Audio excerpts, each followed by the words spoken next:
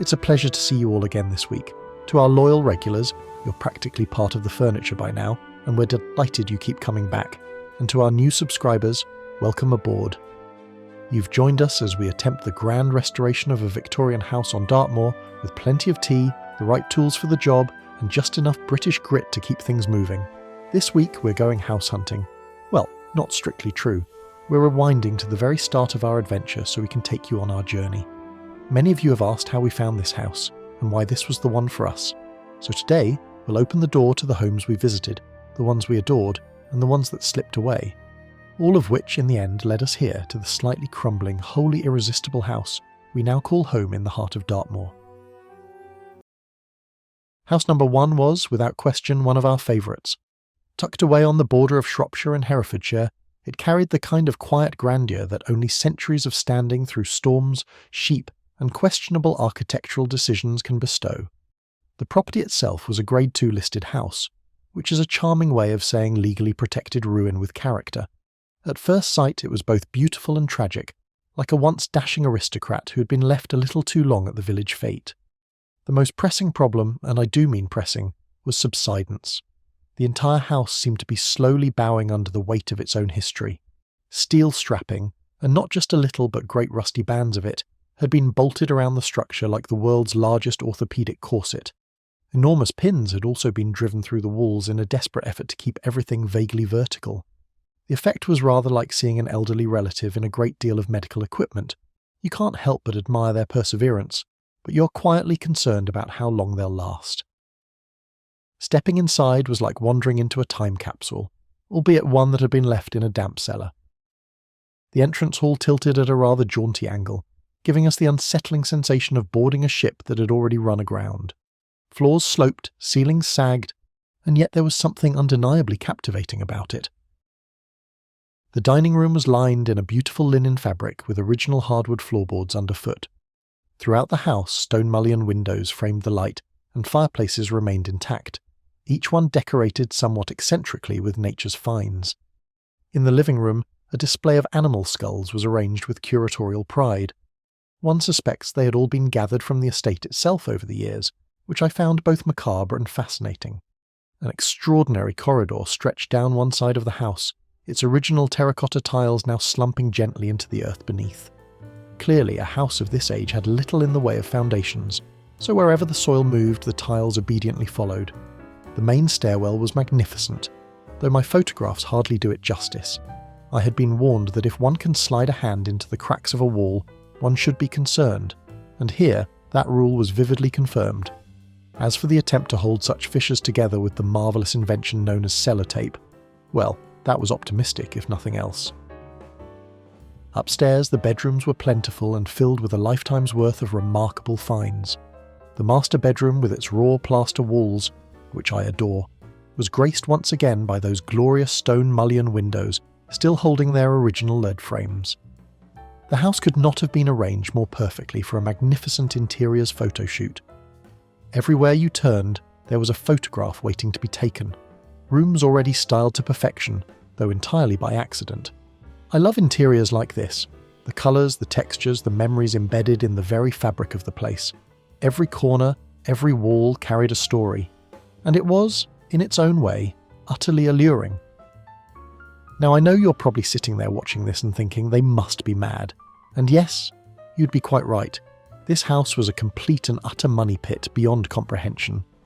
When I say that, if you weren't doing the work yourself, you would easily spend over $1 million restoring it to its former glory. But I cannot tell you how amazing it was. The layout was extraordinary, and upstairs carried such personality, a blend of the tiniest, most magical little rooms, alongside generous bedrooms that could once again be sumptuous and spectacular. And then there was the house's throne room, or as we prefer to call our outside privy, a throne with a W. Gothic in every sense, it still had its original wooden seat, a medieval mullion window and lime green walls. Private, moody. What more could one ask for? The upstairs corridor, lined with windows that overlooked the back courtyard, was equally captivating. As you walked along, the paint crumbled softly from the walls, revealing yet more layers of history. The colours, accidental though they were utterly beautiful. You couldn't recreate it, even if you tried.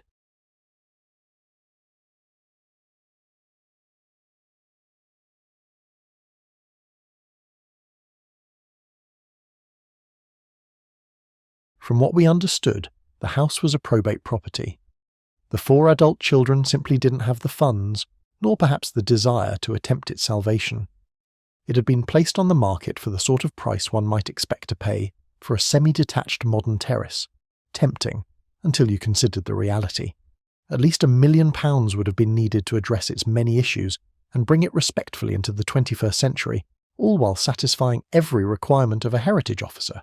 And truth be told, even £1 million might have been a little light. Needless to say, those were not the sort of funds available to us, despite how wholeheartedly we had fallen for the dream of rescuing this beauty. Here, for comparison, is a glimpse of the house back in 1968, when it was sold to its most recent owner. To return it to that original glory would have been nothing short of an epic undertaking. The next house was in North Devon, and once again we fell instantly for this Georgian beauty. The front half of the property was proudly Georgian, while the back half was even older. The rooms were extraordinarily generous, though the upstairs floors had such a slope you could practically launch a downhill marble toboggan run from one end to the other. The bathrooms came in delightful shades of pink and other pastels. Plaster was crumbling elegantly from the walls, just what we love, and acrow props were already in place to ensure the roof didn't join us in the sitting room. As if that weren't enough, it also came with a full suite of outbuildings, not to mention 40 acres of land, the sort of package that could have been a remarkable project in its own right. Sadly, the house went to auction a week after we returned to the UK, having lived abroad for 25 years. There was simply no way to line up a bank in time. Apparently, after a quarter of a century overseas, one must first prove that one is indeed British, and that you are in fact you, and, bafflingly, a British passport and a British birth certificate does not achieve that. But that's a story for another day. As you can probably tell by now, we were always searching for a renovation project. After many years overseas, and the last 10 spent rebuilding and restoring a house in Australia, we've rather caught the renovation bug. We clearly collect crumbling houses. This building was in North Devon and was rumoured to have once been a town hall, or perhaps a magistrate's court. The story went that guilty parties were even hanged from its high rafters. The scale was certainly epic, but it was definitely not what we were looking for this time around. Next came another Georgian house in North Devon, and I must admit, I lean more Georgian than Victorian. This one really stole our hearts, and we almost put in an offer. But on our second viewing we discovered work had been done without listed consent.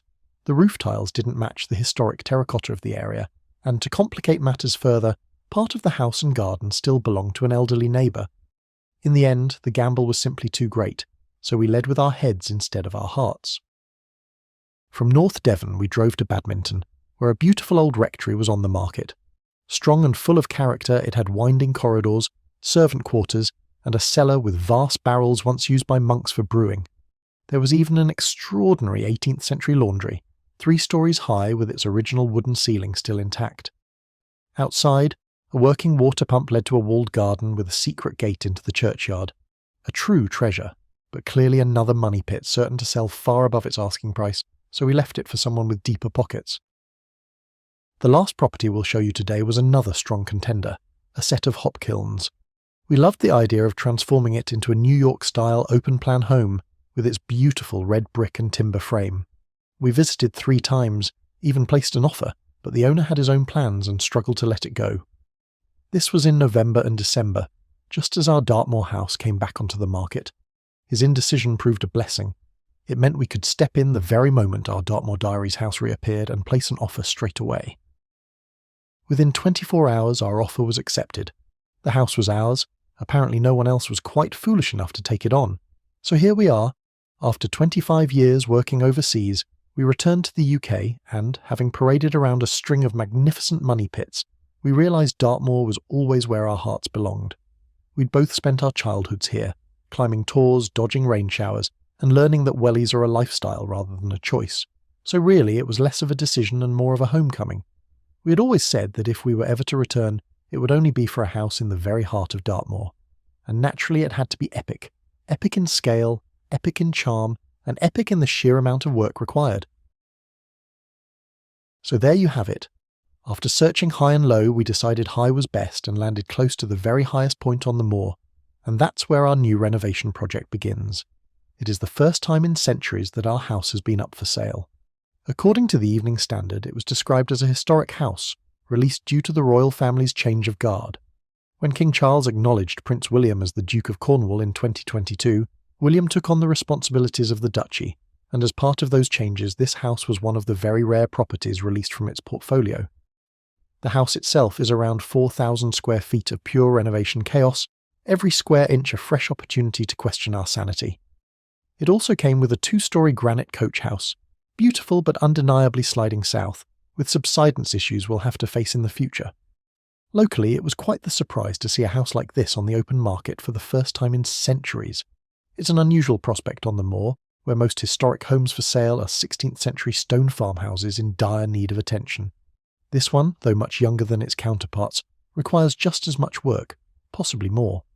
We officially became custodians at the end of March 2025 and got to work straight away. The house had been empty for around 2 years and was cold, damp, musty, and mouldy for good measure. No one had been looking after it, so our first task was to clean it from top to bottom, just to make it safe to live and work in.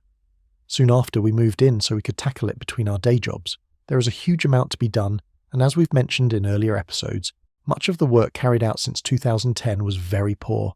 So the first months have been about undoing, correcting, and making those spaces safe and strong once again. It's going to be a long journey. At every corner we seem to uncover a new horror. But once the key pieces are done, we'll return to the bedrooms, already stripped of plaster, and bring them back to life. Get them breathing again, insulated, and finally, the fun part, sourcing, styling, and decorating.